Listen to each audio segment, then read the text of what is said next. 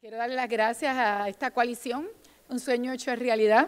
En realidad yo no me imagino mi vida de 30 años de pediatra sin haber vacunado todos los días que estaba en mi oficina.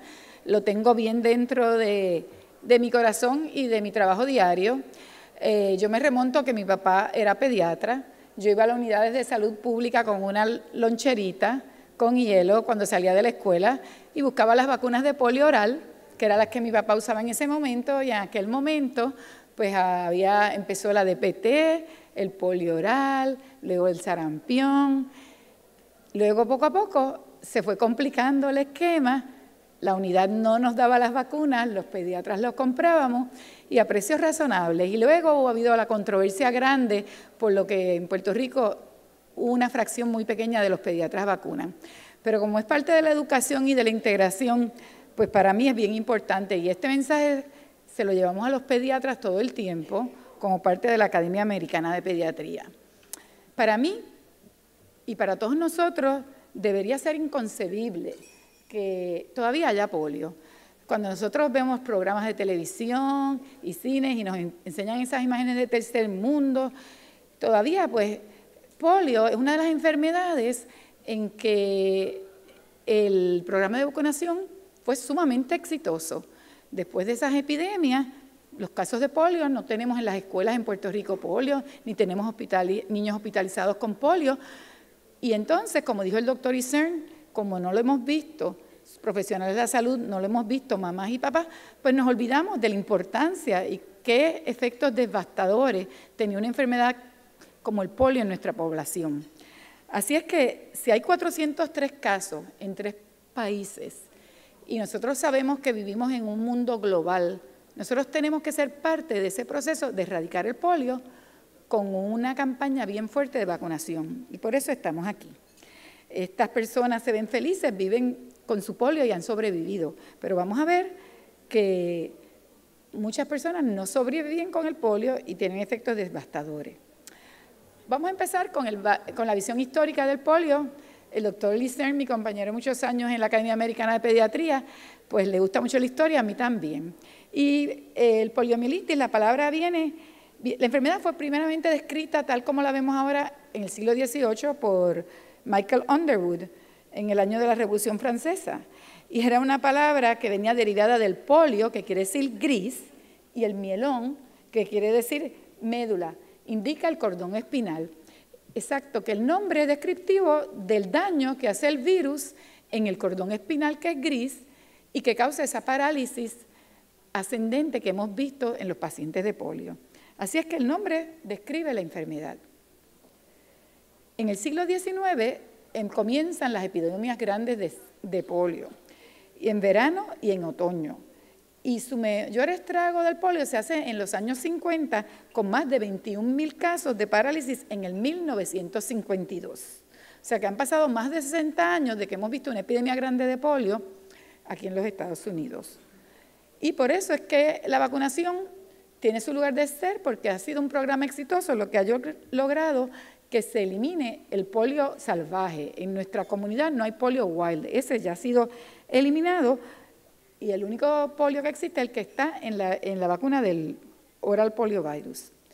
Para describir un poquito lo que es el virus de polio, ¿verdad? Es uno de los virus entéricos y hay 3 serotipos. Y hay que conocer cuáles son los serotipos para entender cómo es que las vacunas van funcionando. Hay inmunidad mínima, heterotípica, entre estos serotipos, por eso tienen que estar presentes en la preparación de vacunas que usamos. Este virus de polio se inactiva rápidamente por calor, formaldehído, cloro o luz ultravioleta. Y la mayoría de las infecciones de polio, gracias a Dios, son asintomáticas. Pues el síntoma mayor, ahora que nos estamos llenando, volvemos a decir que es que invade el sistema nervioso, ya lo dije, y que causa parálisis en cuestión de horas. El virus entra en el organismo por la boca, por la vía oral, y se multiplica en el intestino. Y los síntomas iniciales pues son igual a cualquier otro virus que vemos en nuestro ambiente. Fiebre, cansancio, dolor de cabeza, vómitos, rigidez del cuello y dolor en las articulaciones y extremidades. Pero son las consecuencias de polio los que más nos asustan. Aunque el porciento es pequeño, El polio paralítico en 1% de las pacientes que les va a dar se va a presentar. Y eso es lo que nos va a asustar. Si es asintomático, pues la gente le quita el miedo. Por eso ese furor este día, la gente se le ha quitado el miedo del polio, porque si es asintomático, pues a mí no me va a dar. Pero estudiemos los datos y cifras de actualmente. Si afecta el polio, yo como pediatra me siento bien comprometida porque va a afectar sobre todo a los menores de 5 años. Y 1 de cada 200 infecciones que tengan estos niños va a producir una parálisis irreversible, generalmente de las piernas, y un 5% a un 10% de estos casos van a fallecer por la parálisis de los músculos respiratorios. Los casos de poliomielitis han disminuido en más de un 99% de los 350.000 estimados en el 1988 a los 223 notificados en el 2012. Pero si ven, ya en el 2013 estamos viendo 400 casos. Es más, va subiendo, está subiendo. Y esta reducción, gracias a Dios, ha sido por la consecuencia de los esfuerzos mundiales, pero si fallamos, pues vamos a volver a ver esta alza, que por ahora empieza lento, pero de momento se puede multiplicar grandemente. Solamente 3 países está endémico el polio actualmente. ¿Pero qué países son estos? Afganistán, Pakistán y Nigeria. ¿Y qué pasa? Nuestra milicia va a estos países, hay mucha comunicación. Antes yo me acuerdo, si yo hubiese visto un mapa y me enseñaban Afganistán en 1980, ¿y dónde queda esto? Pero hemos conocido mucho del pueblo de Afganistán por las guerras y por los conflictos internacionales que han habido allí, igual en Pakistán y en Nigeria. Así es que, aunque ha habido éxito, todavía estos 3 países pues están afectados. La imagen de polio es parte de nuestras vidas, porque nosotros, ¿quién no conoce que el presidente Franklin D. Roosevelt, ya cuando adulto joven, padeció de polio? Y en 1921 quedó parcialmente paralizado. No le gustaba retratarse en la silla de ruedas. Para tú buscar una foto del presidente Roosevelt en la silla de ruedas da trabajo. Esta está en el CDC y todo el mundo la puede ver. Pero no le gustaba presentarse como una persona discapacitada, ya que él tenía una mente tan brillante y fue líder de la nación en esos momentos tan cruciales. Hizo unos cambios tan grandes para la nación americana. Y fue víctima del polio y gracias a Dios sobrevivió. Por eso, aquellos que vivimos aquí, que conocen también la organización March of Dimes, cuando se origina la March of Dimes fue en parte gracias a los esfuerzos del presidente Roosevelt, que en aquel momento March of Dimes lo que apoyaba no eran niños prematuros como ahora, eran las instituciones y hospitales donde se trataba el polio y el pulmón de hierro, el famoso pulmón de hierro donde la gente vivía, lo metían como lo que se parece ahora mismo a un CT scan, tú entrabas allí y el pulmón de hierro pues hacía el poder de ventilar tus pulmones. Así es que hablamos ya de la epidemiología del polio, se contagia entre humanos y es por la vía fecal oral. El polio se contagia de 7 a 10 días antes de presentar síntomas y el virus permanece en la excreta por 3 a 6 semanas. Y esto es importante porque ahí nos lleva a la recomendación de cuando vacunamos a un paciente con el virus vivo de polio, que por qué se debe de aislar por personas que están inmunosuprimidas, porque podrían ellos ser susceptibles a este virus y por eso ya en Estados Unidos les voy a enseñar la trayectoria de la vacunación del polio, cómo fue cambiando la vacunación y no usamos ya el virus oral de polio, que era el que yo buscaba en la loncherita con mi mamá y que repartían en las escuelas con las gotitas color de rosa. Así es que la cura del polio es que es prevenible, no hay cura y como en los principios de vacunación que discutió también el doctor Incern, nosotros vamos ofreciendo esta vacuna poco a poco a través del crecimiento y el desarrollo del niño para que sí tenga entonces un anticuerpo y una protección de por vida. Hay 3 cepas de poliovirus salvajes y ninguna sobrevive mucho tiempo fuera del cuerpo humano. El virus muere si no encuentra una persona no vacunada a la que infectar. Y ahí es que entra el énfasis que tenemos que decirle a la mamá que no se vacunan, que están siendo irresponsables con la sociedad. Y se habló esta mañana de por qué no vacunan, las mamás tienen miedo, pero muchas de las mamás que no vacunan, ellas quieren lo mejor para sus hijos siempre, y ellas piensan que si no le están dando un antígeno, pues el nene va a ser más saludable. Y hay que explicarle que ellas tienen una responsabilidad social, no solamente sino a ellas, sino a la comunidad, porque si le da la mala suerte que se sentara en un avión al lado de alguien que tuviera recibido hace 3 semanas esta vacuna de polio oral y si ella no está vacunada, ella podría ser el foco para causar una epidemia en su comunidad. Pero el poliovirus salvaje, o sea, el que no viene por la vacuna, se erradicó. El tipo 2, son 3 tipos. Este está erradicado. El último caso se vio en la India en el 1999. Así es que, remontándome a mis comienzos, que son con los comienzos de la vacuna del polio, que fue la primera vacuna que la desarrolló, ganó el premio Nobel, no como el héroe de vacunación que hizo la vacuna en el laboratorio, pero el que sí describió la vacuna del polio, el doctor Enders, pues empezaron con el doctor Sabin y el doctor Sack a hacer las distintas tipos de vacunas. Y en el 55 empezaron con la vacuna muy similar a la que usamos hoy en día, una vacuna de un polio inactivado inyectable. No fue hasta el 1961, cuando hubo las epidemias, que se quiso hacer algo más rápido con mayor control y para erradicar más fácil la enfermedad de la población, que se empezó a trabajar con el polio oral monovalente. Y ya para el 1963, en el pico de la epidemia, teníamos el polio oral trivalente. Y de 1987 para acá es que estamos usando la vacuna inactiva del polio con una potencia estimulada, que es la que estamos usando actualmente. Así es que las recomendaciones para la vacuna hoy en día, la parte técnica, es que de 1999 a 1999 se cambió a un polio inactivado. ¿Por qué? Porque queríamos reducir los riesgos de la parálisis provocada por la vacuna del polio oral que podía adquirir la gente cuando ya no existía polio vivo en las comunidades.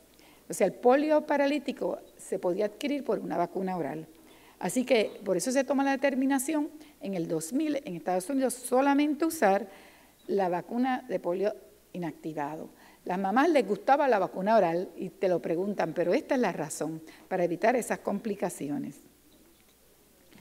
Repasando la vacuna de polio oral, lo dije y me cortaron las horas, así que no voy a ir en detalle, pero recordarse que tenía las 3 serotipos del virus de vacuna.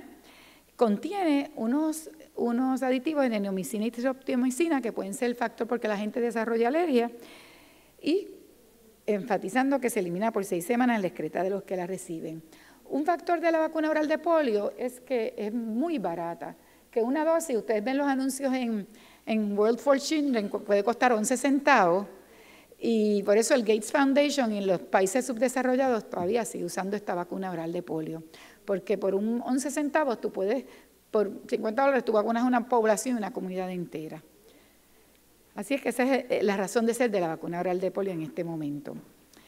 El schedule o el programación, por si no lo han visto y lo van a seguir recalcando en estos días, pues cuando hablamos de polio, es la vacuna inactiva de polio, lo vamos a dar a los 2, 4 y la tercera dosis entre los 6 y 18 meses y la cuarta dosis a los 4 y 6 años, y ahí acaba la vacunación del polio. Y hay un intervalo mínimo que podemos hacer entre vacuna y vacuna cuando el paciente se atrasa, no puede venir a una cita. No tiene que ser tan rígido que sean 2 meses, 8 semanas. Ya con un intervalo de 4 semanas entre esas vacunas de la segunda y la tercera dosis se podría administrar y el paciente va a tener la inmunidad deseada. Y igual que hasta 6 meses. Y eso nos trae, pues, ¿qué hacemos con los inmigrantes? Nosotros tenemos muchas clínicas, tenemos muchas personas que no conocemos su estatus de inmunización. No sabemos si recibieron polio oral de dónde vienen o qué haríamos con una persona que tiene el polio oral, cómo lo combinamos con el inactivo. Pues nosotros completamos aquí con el inactivo sin ningún problema. Cualquier combinación sería efectiva que tuviera 4 dosis de polio inactivo con polio oral.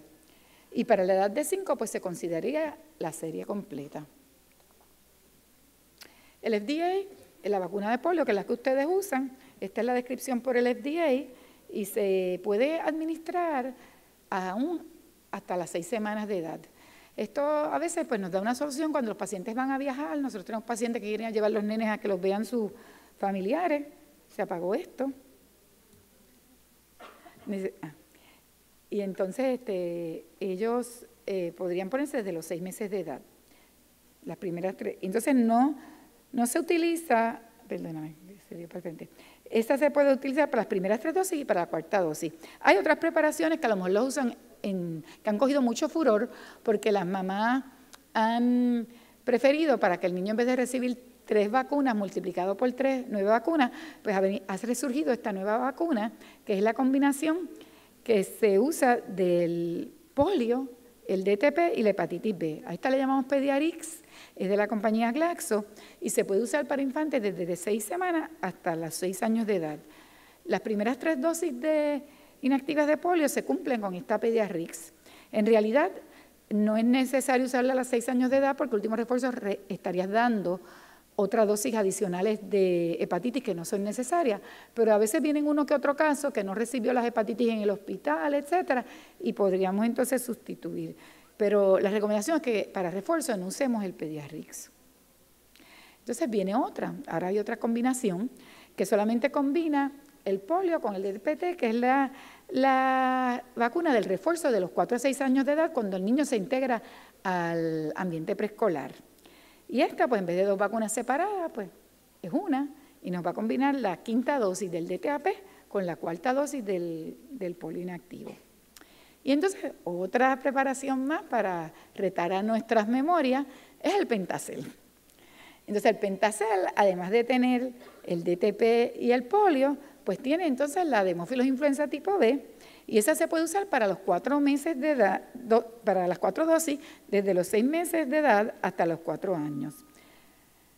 Y entonces, si esta lo que pasa es que viene diluido la preparación de DTP y polio y se le inyecta un polvito que reconstituye en el momento, que es la que tiene la de hemófilos influenza tipo B. Si usted compra esa vacuna, tiene que mezclarla así. Alguna gente ahora dice, no lo quiero mezclado porque si le da una reacción, yo quiero saber si esta fue la de polio, la de DPT y la otra fue de hemófilos influenza tipo B, pero no podemos mezclarla. O sea, tenemos que mezclarla, no la podemos administrar por separado. Está hecha para que el diluyente sea el DTP y el polio líquido. Entonces, ¿a quién no vacunaría del polio?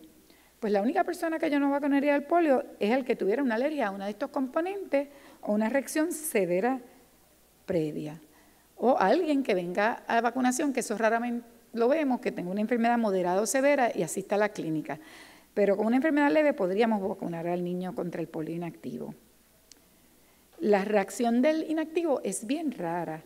Es una reacción local y no es seria. O sea que es una vacuna súper segura.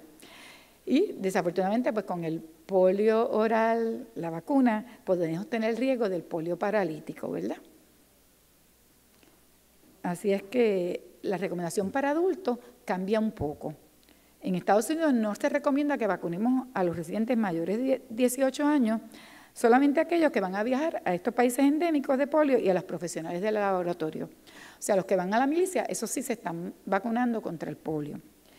Y entonces, si tienes un paciente adulto que va a ir a uno de estos países a viajar, solamente le tienes que administrar una sola vacuna o completar la serie primaria en el caso de que no hubiese completado. ¿Qué va a pasar con un adulto que llegue a nuestras clínicas que no ha sido vacunado? Pues ahí idealmente compensaríamos la serie de polio completo, y esto se lo exige el gobierno federal a aquellos que van a ser ciudadanos por primera vez, y tenemos que esperar al menos 4 semanas entre primera y segunda dosis si se vacuna acelerado. Y en el intervalo entre la segunda y la tercera en un adulto ya debe ser de 6 meses.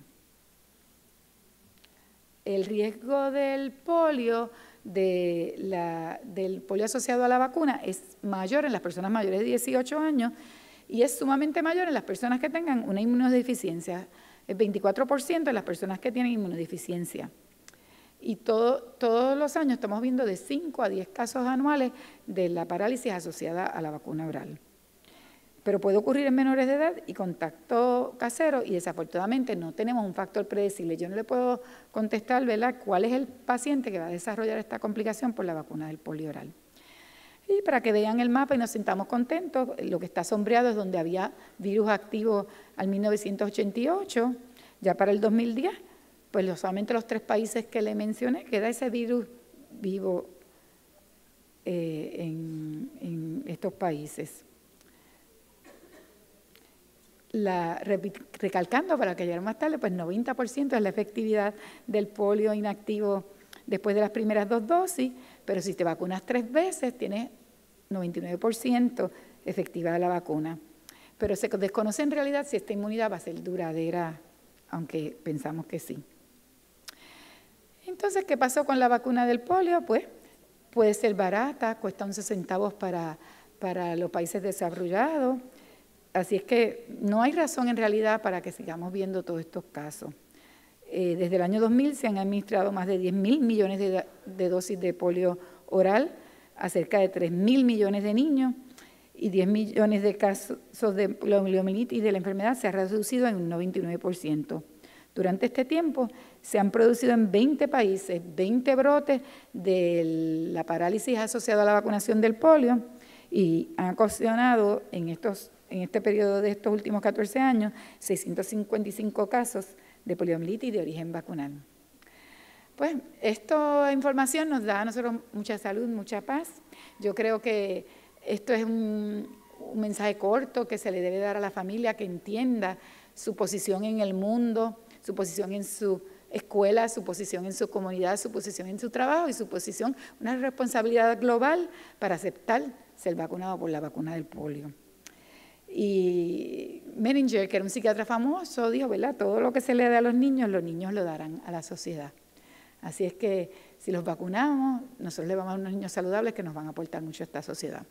Así es que pasó de la epidemia del polio, a mí me tocó darle todas las vacunas actuales ahora, así que ahora hacemos un shift y vamos a ir ahora a la vacuna del sarampión. Bueno, esta vacuna de sarampión alemán común y papera, a veces me serviría que yo le hablara como 4 o 5 horas, porque esta es la vacuna de la controversia. Y esta es la vacuna que todos los papás dicen, cuando tú empiezas a vacunarlo, yo quiero que me explique, porque cuando el nene llega a los 12 meses, yo no quiero ninguna vacuna de virus vivo. Esta es la vacuna, y por eso vamos a ir en detalle explicando los desastres del sarampión y cómo la vacuna es tan eficaz y nos ayuda mucho a prevenir todas estas enfermedades. Y toda esta información que les estoy dando, ustedes lo pueden repasar con más calma en los websites del CDC y están revisadas actualmente todo el tiempo.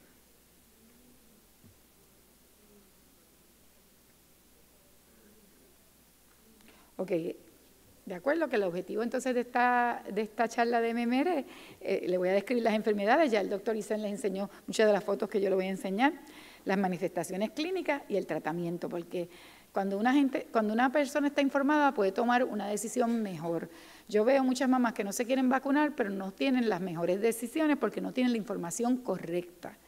Y si no tienes la información correcta, pues tú en realidad hasta en corte se podría alegar que si no tengo la información correcta yo no tome la decisión adecuada. Es nuestro deber darle esos papelitos que nos da el CDC con la información de las vacunas y contestarle con detalle todas las preguntas que ya puedan tener sobre el measles, que es el sarampión común, la rubeola, que a veces se nos confunde porque en inglés le han dado, por decirle a la rubeola, cuando el doctor habló esta mañana del PAHOC y dijo rubeola, él está hablando español correcto y él se estaba refiriendo al sarampión común, pero en inglés al rubela le están diciendo ellos rubeola. Entonces vamos a distinguir el sarampión común, que es el measles, del sarampión alemán, que es la rubela, que sus manifestaciones son distintas y los estragos en nuestra sociedad y nuestra población ha sido bien distinto.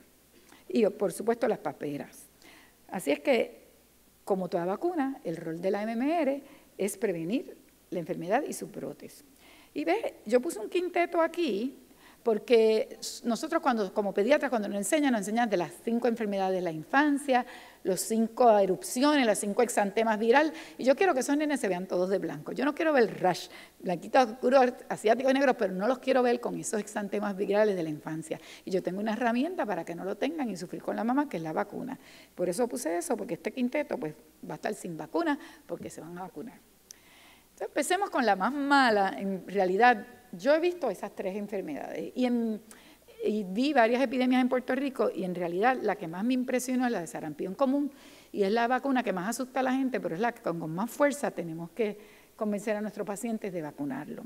Sarampión común es altamente contagioso y está descrita también desde el siglo VII. Es una enfermedad vieja y antes de la vacunación que se convirtió efectiva en el 1963, esto era una infección universal. A todo el mundo le daba sarampión.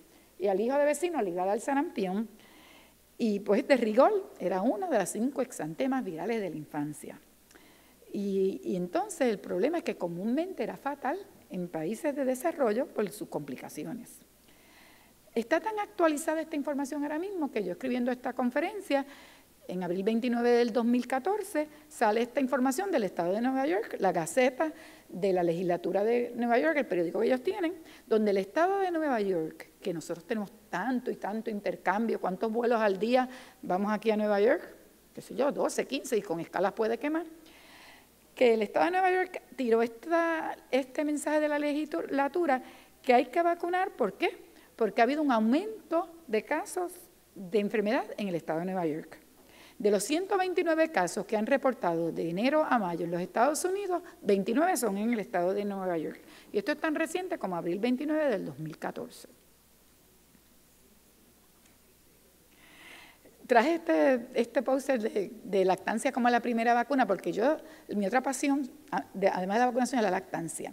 Y muchas veces dicen, no, la gente que lacta no se quiere vacunar. Y mi clínica es de lactancia y de vacunación. Y yo le convenzo a la mamá que yo voy contigo, la primera vacunación es la lactancia a través de tu leche materna. Pero tú, si no te has expuesto y no has tenido estas enfermedades, a través de tu leche, tú le explicas lo que es un anticuerpo, tú no le vas a dar anticuerpo a ninguna de estas enfermedades. No te engañes, esto no es un seguro médico ni de vida. Así es que es importante que si tú no te has vacunado, te vacunes tú y te vacunes a tu bebé.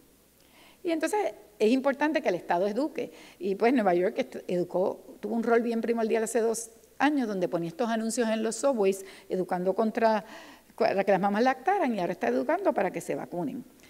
¿Y por qué el sarampión es tan terrible? Bueno, mire, el sarampión comienza con una fiebre bien alta. Nuestra generación de hoy en día todo lo quiere inmediato. Nadie sabe lo que es una fiebre de 5 días. Lo han visto con el dengue, pero en el sarampión la fiebre va a durar más de 5 días. Después que está 5 días con fiebre, ese virus causa tos, causa secreción nasal, puede causar pulmonía, puede causar una conjuntivitis que el niño no abre los ojos por 10 días. Entonces te produce un salpullido rojo en toda la piel. Y entonces se extiende, empieza por la cara y se extiende al resto del cuerpo. El sarampión puede ser grave en los niñitos pequeños y puede causar, ¿verdad?, la pulmonía, una encefalitis, las he visto, inflamación del cerebro o la muerte. Y para enseñarle un poco la secuencia, ¿ven? En el día 4 el nene empieza con el rayo en la carita. En el día 5 ya lo tienen en todo el cuerpo. Y el grado de la conjuntivitis, que es la inflamación de los ojos, va a variar. Pero yo tuve un niño en el 87 hospitalizado en el Previ que no abrió los ojos por 5 días. Yo llamé a un oftalmólogo, yo nunca había visto esto. Yo digo, y la familia prostrada en una cama y no abría los ojos. Y era por la conjuntivitis y gotitas, pero no teníamos ninguna gotita específica contra el sarampión. El nene mejoró, gracias a Dios, y no tuvo secuelas. Pero usted ve esto una vez y se lo enseña a alguien y usted vacuna contra el sarampión. Para los pediatras y aquellas que hacemos examen físico, no queremos que todo el mundo, en la escuela, no, el nene tuvo sarampión. Pues mire, vamos a ver si es sarampión de verdad, porque hay erupciones, como dije, hay 5 erupciones de la infancia y hay algunos que no son tan malos como el sarampión común. La rubela, el cuadro no es tan tóxico y lo vamos a ver ya pronto. La roceola infantil, hay otros parvovirus, el cuadro no es tan tóxico, pero como nosotros como médicos, si vemos ese nene tempranamente, ya para el día 3, nosotros, que el nene tiene fiebre consistente y nuestras mamás se desesperan porque no pueden tolerar una fiebre de 40 por 3 días, examinamos la boca. Entonces vamos a ver esas manchitas que le llamamos las manchitas de Koplik. Esta la descubrió el doctor Koplik y esto es patognomónico de sarampión. O sea, tú puedes tener el rash más horrible, pero si tú lo estás viendo el día 3 y tú no ves cambios en la mucosa oral y no ves esas manchitas de Koplik, posiblemente esto no sea sarampión común y podemos entonces poder hacer las pruebas específicas para tipificarlo. De las otras complicaciones que tiene el sarampión, 8% desarrollan diarrea, 7% tienen otitis media, infección de los oídos, 6% tienen pulmonía, se hospitalizan 18% de lo malo que están, en lo que van desarrollando esta erupción, nosotros no sabemos lo que tienen, y se mueren 2 de cada 1000 niños con sarampión. Y a largo plazo hay una enfermedad degenerativa del sistema nervioso central, que llamamos SPE, que es una complicación de la infección natural del sarampión.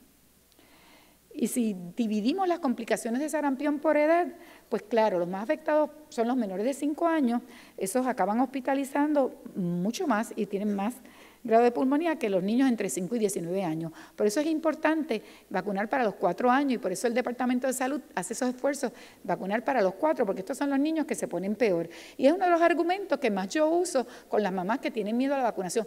Yo lo voy a vacunar más grande. Estás cometiendo un error. porque el niño necesita, esto no puede esperar, la defensa es ahora. Cuando esté más grande, si te da la enfermedad, el niño posiblemente pueda tolerar mejor una pulmonía y posiblemente no haya que hospitalizarlo por un sarampión. En un niño menor de 5 años, pues le estás dando más complicaciones y esto se aplica a todas las vacunas que estamos dando. Y los mayores de 20 también se complican mucho. Y entonces, pues, enfatizar la tragedia de que, aunque esta era una enfermedad que estaba del pasado, que para el 2000 erradicado. Aquí no le da sarampión a nadie, pues para el 2014 pues ya hay 129 casos y hay países donde esto está endémico. Entonces aquí se extienden más los países desarrollados. Ha habido 20.000 casos en Filipinas, hay casos en Turquía, hay casos en Vietnam. ¿Quién no da un viaje de lujo en verano que pueda a Italia, Alemania y Holanda? ¿Quién no da? Pues cuando vayas a aduana y estás pasando para ponchar tu pasaporte, ¿qué te dice el FDA? Te pone una advertencia bien grande. Aquí hay sarampión. Les recomendamos que se vacunen a sus hijos. Y esto me ha ayudado con muchos pacientes que se rehúsan a vacunar. Yo digo, ¿tú vas a viajar este verano? Pues cuando tú vayas, pues, yo le digo, puedes pasar un mal rato porque te van a parar en aduana. No están pidiendo documentación de vacunación, que yo sepa hoy en día, pero a lo mejor deberían volver antes, porque había antes una tarjetita amarilla, que era una tarjetita global del viajero, que tú usabas cuando ibas a viajar a otros países, pero ya esto de la cuarentena y esto no lo he visto recientemente, pero si te cogen sí te van a poner en cuarentena, porque pasó con el virus de influenza en la China, cuando la gente llegó a la China, pusieron a mucha gente en cuarentena para que no siguieran exponiéndose a este virus. Pues esta información la van a sacar toda del CDC, hay muchísima, y del webpage y de todo. Entonces, pues miren cómo bajó, tengo que ir rapidito, pero lo que quería explicarles, esto es del Red Book, es el libro que usamos los pediatras. Como al principio, cuando empezaron estos nuevos casos en el 2001, la mayoría eran casos importados, que venían de otros países, pero cuando ya vino ese caso estrella a nuestro país, pues ya esto cambió. Ya usted ve en 2013 que la mayoría de los casos que han habido de sarampión no son importados. ¿Por qué? Porque como tenemos el núcleo de pacientes que no se vacunan, cuando llega un caso de sarampión a un estado de California donde nadie se vacuna, ya tú tienes 58 casos nuevos, un abrir y cerrar de ojos. Así es que esto hay que enseñárselo a las personas para que lo sepan. Que los viajeros riegan la enfermedad en su comunidad, que los pacientes alrededor de esos viajeros no estaban vacunados o no sabían si estaban vacunados y cuando hicieron las entrevistas, pues 68% no se vacunaban por creencias personales. Y dígame usted cuáles eran esas creencias. No todos eran religiosas, eran simplemente lo que me dijo la vecina, el primo, sutano, vengano. A mí me traen a mi oficina todo el tiempo unas esquemas de vacunación alterna y estén alerta porque se los van a llevar a las clínicas de vacunación. Y usted mire la fecha de publicación. Entonces me dio pena, las muchachas jóvenes me traen un esquema del 2001. Y digo, ay bendito, el 2001, ¿y qué edad tú tienes? 20. Dios mío, pues mira, tú no le darías a tu niño una cosa obsoleta del 2001. La medicina todo el tiempo está evolucionando y los casos nuevos y los brotes han venido después del 2001. O sea que cuando se hizo este esquema, bueno, en ese esquema no aparece ni la vacuna del rotavirus ni la vacuna del neumococo. O sea que están dejándose llevar por cosas y ellos que rechazan las cosas viejas de los abuelos, digo, pues esta lista está muy vieja, no es aceptable. Pero gracias a Dios no ha habido muerte por sarampión en Estados Unidos. Y entonces quería enfatizar un poquito, ¿verdad?, en la controversia del autismo, porque ahí, antes de que se erradicara por completo el sarampión, porque empezó esa controversia grande de autismo y vacuna de la MMR. Esta fue la vacuna donde el doctor Andrew Wakefield, que ya le quitaron los títulos, un doctor británico, hizo unos 3 artículos en la revista Lancet y en el British Medical Journal, donde él cogió apenas 9 casos en un lado y 11 casos en otro lado, para involucrar a la vacuna sarampión como un factor causante de autismo en unos niños, porque cogieron unas biopsias de intestino, veían que el virus se replicaba en el intestino de una manera, como el doctor le explicó, de una manera acelerada, pero tú no le estás haciendo biopsia de intestino a todos los pacientes que tú estás vacunando por ahí. Y entonces, ahí fue que empezó la controversia de que el autismo era causado por MMR.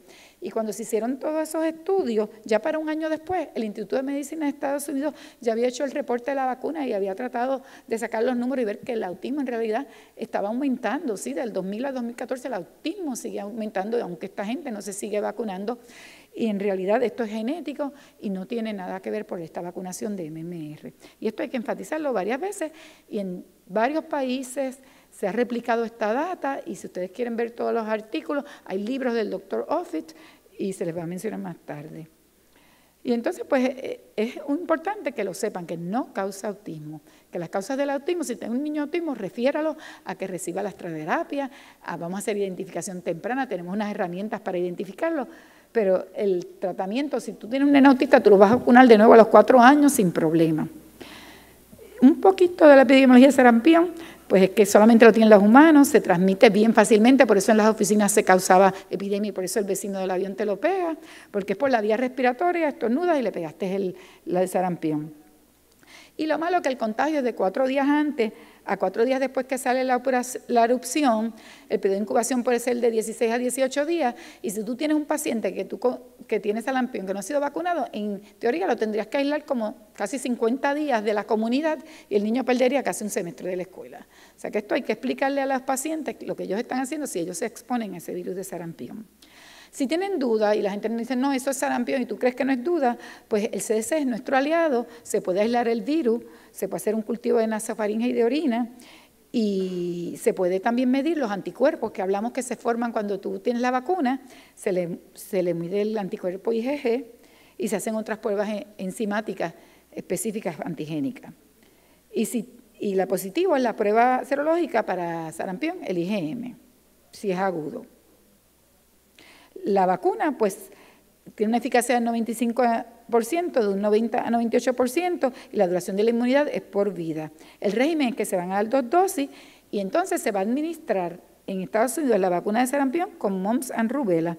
Esas vacunas aisladas que se dan en otras partes del mundo y que usábamos, que yo misma usé mucho antes del 2000 y cuando teníamos la duda con el estudio de Andrew Wakefield empezamos a vacunar por separado, ya no van a estar disponibles en ningún sitio en Estados Unidos. Se lo pueden aclarar a cualquiera mamá que venga, no, yo quiero la vacuna separada. Esa vacuna no hay, en Estados Unidos no hay vacuna separada y no se recomienda. Se aprueba esa vacuna para las edades de 12 meses hasta 13 años de edad, la primera vacunación, y el título, y esta es la otra vacuna, perdonen, que mañana le van a hablar de varicela, y hay otra combinación que el doctor habló brevemente, que es la MMR varicela, el ProQuad, que combina sarampión alemán común, papera y varicela, y está aprobado desde los 12 meses de edad hasta los 13 años de edad, pero se está recomendando que se use nada más que hasta los 4 en la dosis de los 4 años, porque yo misma vi pacientes que convulsaron después de la vacuna de MMRV, porque la cantidad de varicela que tiene esa vacuna es 7 veces mayor que la que hay en la vacuna actual que ponemos separada. Así que ahí, esa es la única, decir, ok, yo quiero vacuna separada, muy bien, yo te voy a poner MMR y varicela separada. Y así pues tú más o menos pues le explicas a la paciente. Si fracasa la vacunación, y la paciente tiene la enfermedad en una persona vacunada, es que no tenía inmunidad en el momento que la recibió. Y por eso es que se pone una segunda dosis. Y se sabe que 2 a 5% pues no van a responder a la primera dosis, por eso cuando llegan a la escuela, ahí va la segunda dosis. También es importante recalcar que esta vacuna se puede mutilar porque como es un virus vivo atenuado, puede haber un error en el manejo, en el almacenamiento, etcétera, o simplemente que se cometió un error en el expediente. Pero sabemos que la mayoría de estos fracasos sí responden a la segunda dosis. Entonces, por eso quería recalcar que cómo manejar esta vacuna para que no tengamos estos fracasos de vacunación. Vamos a almacenarla en la nevera y si se puede guardar esta MMR, aprendí leyendo esto con el CDC que la podemos guardar hasta en el congelador. El diluyente da lo mismo, si no está en la nevera, puede estar en temperatura ambiente, no afecta la eficacia de la vacuna. Sí la debemos proteger de la luz, porque como yo les expliqué, estos virus son bien sensitivos al calor y a la luz, podrían inactivarse un poco más y no ser tan eficaces si está en la luz de la nevera. Y entonces, si usted las prepara en las mañanas, porque usted tiene una clínica y dicen, van a venir, los próximos 5 pacientes se van a vacunar por MMR y usted las prepara, pues usted debe administrarla en las próximas 8 horas. Tiene espacio y puede usarla en las próximas 8 horas, pero la tiene que descartar la de sarampión. La varicela, 30 minutos, pero la MMR la puede usar en las próximas 8 horas durante el día si la reconstituyó. Y la de varicela, que es la MMR de la ProQuad, esa tiene que estar congelada. Esa tiene que estar en el freezer en una temperatura de 5 grados Fahrenheit o menos 15 centígrados. Y si se dañó el freezer, la tienes que poner en la nevera sin prepararse, la puedes tener en la nevera hasta 72 horas pero no la puedes recongelar. Es como uno maneja la comida y los alimentos, que no puedes estar congelando, descongelando, ahí vas a perder la eficacia. Pero tienes que descartarla a los 30 minutos. La documentación que tú le vas a pedir entonces a los padres en tus oficinas, y nosotros los pediatras cuando vienen para el certificado del PVAC, es que tengan una dosis de MMR para preescolares, menores de 4 años y para adultos que no estén en alto riesgo de contagio. 2 dosis para escolares de grados kinder a 12 y adultos que estén a riesgo de contagio. Si no se quieren vacunar o no están seguros, pues usted le puede exigir la evidencia serológica de inmunidad y la IgG. Si nació antes del 1957, no tiene que exigirle la prueba ni la vacuna porque asumimos que en ese momento la infección era epidémica y era universal, y si usted nació antes del 1957, posiblemente usted tenga inmunidad contra el sarampión. Y esta es la única vacuna por que todavía se acepta que el médico diagnostique el sarampión y lo ponga en el PVAC como una razón para no revacunar al paciente. Pero tenemos que confiar que estos médicos han sido suspicaces y han chequeado las manchas de Koplik y han visto la evolución y están seguros que sea sarampión común y no haya sido otra enfermedad que cause un exantema viral, hasta el dengue, y lo hayan mal diagnosticado como sarampión. ¿Quién voy a vacunar? Voy a insistir, si lo vacuné antes de los 12 meses, que antes habían epidemias, yo voy a revacunar a este paciente. Y las vacunas previas del 68 no eran buenas, algunas se daban a la misma vez con una gamaglobulina y no ayudaban.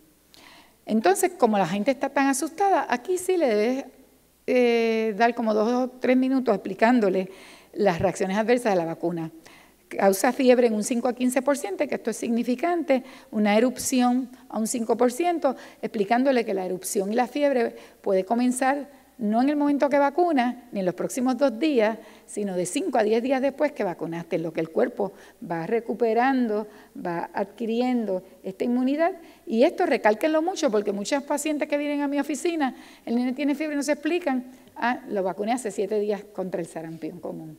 Así que cuando la vacunen, por favor, explíquenle que la reacción puede comenzar del día 5 al día 10, y si el nene toma líquido, lo único que lo ven rojito y no tiene ninguna complicación, la fiebre, darle medidas de cómo bajar la fiebre en la casa. Dolor en las articulaciones, 25%, plaquetas bajas, es raro, pero puede dar 1 en 30.000 dosis, la parotitis es rara, la sordera es rara y la encefalopatía, 1 en 1.000.000 de dosis. Así es que la contraindicación, igual que la del polio, igual que voy a decir en la de la rubéola, igual que en la de rubeola, igual que en la de rotavirus, sería una reacción alérgica severa a un componente de la vacuna o a una dosis previa. Interesantemente, es una reacción a la gelatina o a la neomicina. La alergia al huevo, tengan esto claro, no es una contraindicación para la vacuna de MMR, que siempre se ponía como una contraindicación, entonces se sacó, se hicieron las pruebas, entonces hace un chick embrio y no hay suficientes partículas de huevo como para tú decir, no, tú eres alérgico al huevo, no se vacune contra sarampión, se debe vacunar. El embarazo, no debemos vacunar a pacientes embarazadas. El inmunosuprimido, o si ha recibido un componente de sangre reciente. Esto incluye a pacientes que han tenido Kawasaki, que han tenido infusiones de gamaglobulina, o pacientes que han tenido diagnósticos hematológicos, que han recibido gamaglobulina como ITP, pues tienen que esperar un sinnúmero de meses, de 6 a 12 meses antes de ponerse la vacuna, porque si no, no va a ser eficaz y va a ser identificada como un fallo de vacunación. Y obviamente si está enfermedad aguda severa, pues no se va a vacunar contra MMR.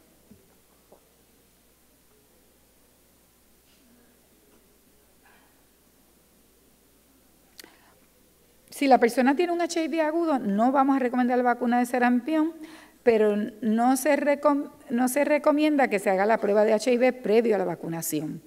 Si la persona está sintomática y está en tratamiento o tiene una infección leve de HIV, se puede vacunar contra el sarampión. Solamente aquellos que tengan la inmunosupresión fuerte son los que no se van a vacunar aunque tengan HIV. Y entonces vamos ahora, el measles es la peor, pero como estamos vacunando contra measles, mumps y rubéola, vamos ahora a dedicarle unos minutitos a la papera. La papera, el nene que se llegó con la cara hinchada, la parotitis, la inflamación de la parótida, que es una manifestación de 30 a 40% de los niños que le da papera, se transmite con igual facilidad al toser y estornudar que el sarampión. No existe cura y luego, volvemos a repetir que el tratamiento es la prevención con la vacuna MMR. 20% de los pacientes que se han expuesto a la papera no van a presentar síntomas. Otra enfermedad vieja, esta sí estaba descrita por Hipócrates, el padre de la medicina del siglo V a.C., y se descubrió el virus ya en el 1934. Es todavía una causa frecuente de epidemias en la milicia, en la área de prevacuna, y se define mayormente, pues, como les dije, por la hinchazón uni o bilateral de las glándulas debajo de las orejas o la mandíbula y afecta a las glándulas salivares. Usualmente más de 2 de estas áreas. Tiene fiebre, dolor de cabeza y muscular, mucho cansancio, pérdida de apetito, no quiere comer, y los síntomas duran también de 7 a 10 días y se incuba de 14 a 18 días, que también estos casos exigirían, cuando hay una comunidad que no se vacuna, que esté mucho tiempo fuera de la escuela.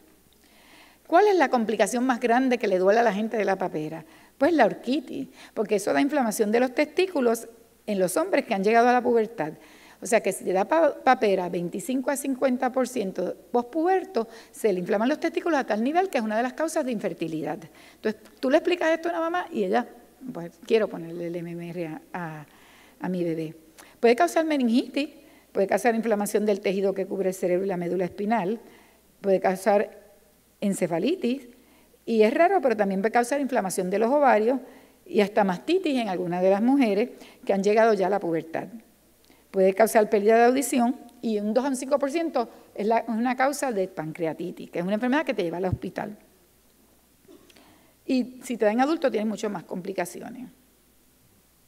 Las paperas se contagian hasta 3 días antes de enfermarse, quiero enfatizar esto, y no se pueden, pues, obviamente, compartir higiene básica, cubiertos, tazas, superficies que otros toquen, y persona que no haya tenido papera o que no haya sido vacunada puede contraer la enfermedad de esta superficie. Miren cómo bajó la papera en Estados Unidos para el 2010. Sigue bajando, pero está subiendo. Y lo malo es que está subiendo en distintas edades y en distintas poblaciones. Así es que eso hay que recalcarlo. Para decirle números, pues en el 2006 hubo 6.500 casos donde se involucraron 45 estados y Washington, D.C., y 85% de los estados eran del medio oeste. Mayormente, estos pacientes ya estaban vacunados con 2 dosis. En el 2009 y 2010 hubo un brote en la comunidad ortodoxa en Nueva York y Nueva Jersey, que es una comunidad muy cerrada, comparten todo, y ahí hubo un brote grande. Y algunos tenían creencias religiosas por lo que no se vacunaban. Se le dio a estudiantes de intermedia y secundaria que tuvieron el riesgo alto de infertilidad, y algunos ya estaban vacunados con 2 dosis. Se piensa que hubo fallo en el manejo de la vacuna. En Guam, uno de los territorios americanos, hubo 500 casos. Se documenta de la misma manera, no lo voy a repetir porque quisiera hablar un poquito de rubeola, y al poner esa vacuna, pues la documentación y la recomendación es la misma, las mismas 2 dosis y es la misma documentación.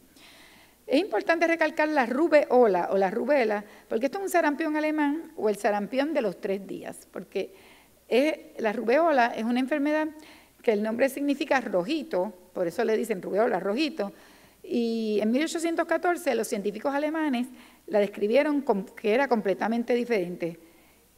Y en Estados Unidos hubo grandes epidemias de rubeola en el 1963 y 1965.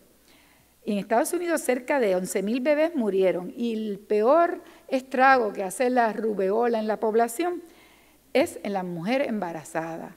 Se presentan unos defectos de nacimiento congénito, lo que ellos le han llamado el congenital rubella syndrome, y esto sí que es desastroso y queremos evitarlo.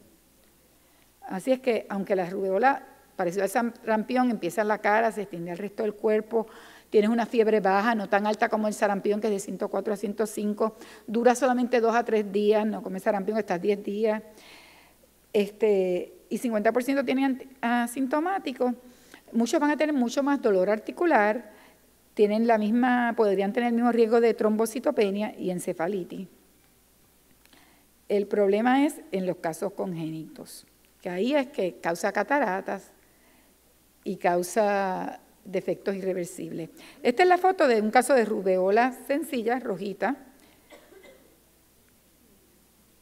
Y esto, ahora les vamos a presentar el caso de los nenes con congenital rubella que tienen problemas cardíacos, pérdida de audición, de la vista, discapacidad mental o daños en el vaso o en el hígado, hasta 85% de ellos, si se infectan al comienzo del embarazo, durante las primeras 12 semanas. Algunas mamás que contraen rubella durante las primeras 12 semanas también podrían tener un aborto espontáneo o un parto prematuro. Y esto le llamamos el blueberry baby, el bebé que nace con rubella congénito y una de esas tres más grandes que tienen cataratas congénitas.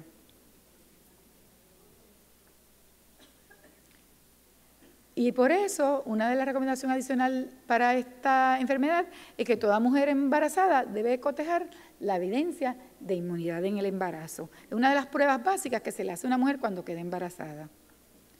Hay distintas preparaciones, pero estas se licenciaron con mezclas de sarampión alemán, rubeola, rubella sola, pero ninguna de estas se usa en Estados Unidos.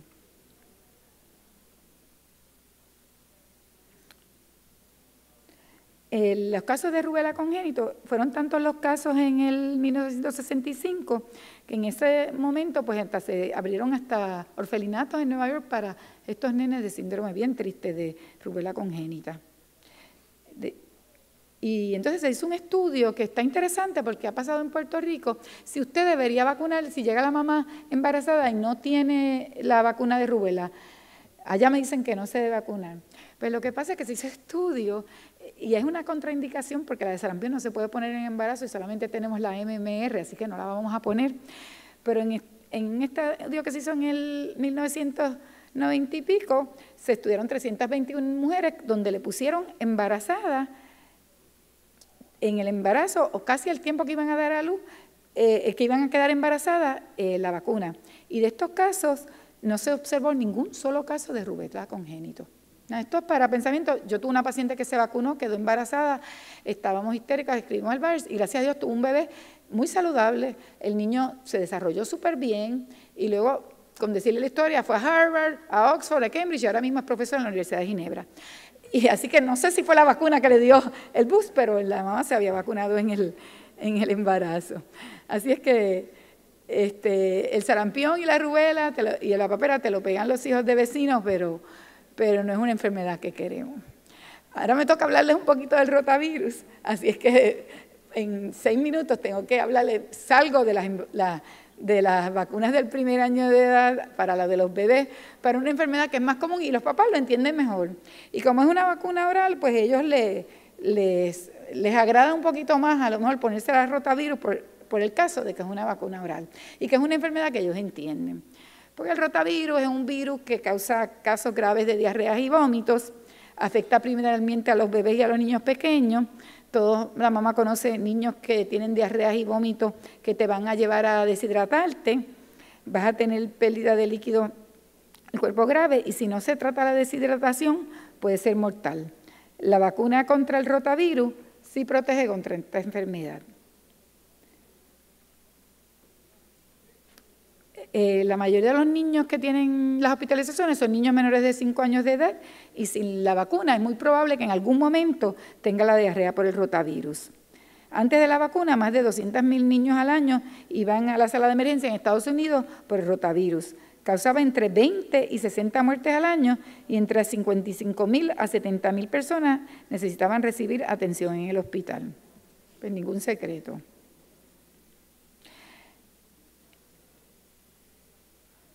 Los costos estimados directos, hay que recalcar, es $1 millón con esta enfermedad de rotavirus. Así que los síntomas del rotavirus son no específicos, pero entonces son claros para la mamá entender. El niño empieza con fiebre, luego da una diarrea aguda, vomita, dolor abdominal. Desafortunadamente, en estos casos no es de 24 horas, la diarrea y el vómito le dura de 3 a 8 días y mientras el niño está enfermo deja de comer y tomar líquido. Y se transmite bien fácilmente. En los centros de cuidado, si hay un niño que no está vacunado, hay rotavirus, se propaga rápidamente porque se encuentran los heces de los bebés y de las personas que están infectadas con el virus. Y se va a contagiar a través de las manos, los pañales, los objetos como juguetes, las mesas para cambiar pañales, La enfermedad se contagia comúnmente en familias, hospitales y en el centro de cuidado de los niños. Hospitalizamos a un niño por una causa, tiene un rotavirus al lado, si no somos muy precavidas podemos hacer ese contagio. Así es que el desinfectante es importante usarlo, que mata los gérmenes, pero solamente lavando las manos es muy difícil que tengamos una prevención por ese rotavirus. Y esto es lo que se ve un niño deshidratado, triste, acongojado. Y la deshidratación, si viene muy severa, nos lleva a unas consecuencias más horribles que pueden causar hasta la muerte. En la estructura, pues las distintas vacunas de rotavirus se deben porque hay distintos tipos de rotavirus que nos afectan. Y van a cambiar de acuerdo a los grupos antigénicos, que el doctor le habló esta mañana, que presentan.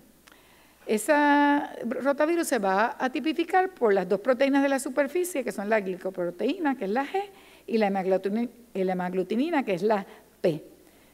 Así es que antes de la introducción de la vacuna contra el rotavirus, los más comunes eran los tipos G1 al 4 y los tipos P, 1 a 8 y 1B4. Estas son las vacunas de rotavirus que les vamos a presentar. Tenemos dos y todas son bastante recientes. El Rotatec se licenció en el 2006 y el Rotarix en el 2008. Se administran por vía oral y no por inyección. Las vacunas protegen al niño a preparar su cuerpo para que luchen contra el virus y los niños vacunados contra el rotavirus, entre 85 y 98 de cada 100 niños, estarán protegidos por la enfermedad. Para distinguirlo, ¿qué hace la diferencia entre una y otra? Una tiene 2 dosis y otra tiene 3 dosis, y es de acuerdo a los tipos y la cepa que tiene ese virus. La de 3 dosis tiene 5 tipos desarrollados de las cepas humanas y bovinas, de la G1 y G4. Los virus ya están suspendidos en la solución amortiguadora y no contiene preservativos ni timerosal, un tema que es muy importante para nuestras mamás que asociaban el autismo por el timerosal de las vacunas. En la otra vacuna, el Rotarix, que es de Glaxo, solamente son 2 dosis.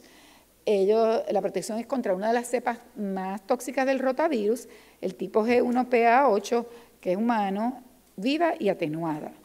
Viene en polvo y tú tienes que reconstituirla con un diluyente antes de administrarla. Tampoco contiene preservativos ni timerosal. Así es que, ¿quién vamos a vacunar para el rotavirus? Pues todos los infantes de rutina que no tengan contraindicaciones. Se van a empezar a vacunar después de las 8 semanas, 2 dosis si vamos a usar el Rotarix o 3 dosis si vamos a usar el Rotatec. Las vamos a usar con un mes de separación y vamos a complementar esa vacuna completa antes de los 8 meses de vida. Llamaríamos una contraindicación severa, pues, de nuevo, una alergia a uno de los componentes. Un paciente que tenga una inmunodeficiencia severa, pues tampoco se va a poner la vacuna de rotavirus, ya que tiene un virus atenuado oral, y si ha tenido un historial de invaginación intestinal, que una vez se trató de asociar con las vacunas, pero los estudios han demostrado que en realidad no están a mayor riesgo los nenes por vacunarse. Así es que estas serían las únicas contraindicaciones. Comienza a los 2 meses, la primera dosis. Si no vino a los 2 meses y el nene te llega a los 3 meses, tú puedes comenzar, sin duda. No pongamos barreras. Vine al 3er mes, pues vamos. Si tiene menos de 14 semanas, le puedo empezar el rotavirus. Y puedo continuar cuando ya haya pasado más de 4 semanas entre una dosis y otra, y hago lo que hago el catch-up. Le pongo uno a los 3 meses, le pongo otro a los 4 meses, y ahí sigo para adelante. Completo todo para la edad de 8 meses. Si ha pasado mucho tiempo programado entre dosis, no tienes que repetir la serie. Usted vino 2 meses después, 3 meses después, no te va a poner la vacuna. No la puedes poner. Si el niño no tiene 8 meses, ponle la dosis, porque esto es todo que se va acumulando y vas ganando antígeno, anticuerpos. Pónganle la dosis sin problema. Idealmente tienes que completar con el mismo tipo, si es la de 2 dosis, el RV1, que comenzamos, pero si se usa el otro tipo, el de las 3 dosis, por lo menos debe recibir esas 2 dosis de esa, y sí podría recibir la tercera. Si cuando llega para la tercera vacuna y tienes 2 de Rotatec, sí podrías completarla con la del Rotarix. O sea que hay un poquito de variabilidad, no se tiene que ser tan estricto. Y entonces me quedan 14 segundos y lo que iba a hacer en 1 hora y 45 lo logré. Así es que, nada, vuelvo a decir que inmunizaciones, y lo digo yo, que mi pasión en realidad es la lactancia y soy aportadora de vacuna, que es más efectiva en los niños lactados. Y esto es un póster que yo le tengo a las mamás. Se mencionó al principio que las mamás lactadas no querían vacunar a sus hijos. Pues no, todo lo contrario. Los bebés lactados responden mejor a estas vacunas. ¿Por qué? Porque con una gota de leche materna ellos reciben mucho más antígenos y anticuerpos, a lo mejor de lo que recibe una vacuna específica contra un antígeno específico. Así es que a esa mamá tú la abrazas, la felicitas y dices, qué bien lo estás haciendo y te voy a dar otra ayudita más para que lo sigas protegiendo. Así es que no toleren excusas para no vacunarse, ayudan a que estos niños tengan un sistema inmunológico fuerte y que lacten e inmunicen a sus bebés y que no se contagien del sarampión, del vecino ni del hermanito. Muchas gracias.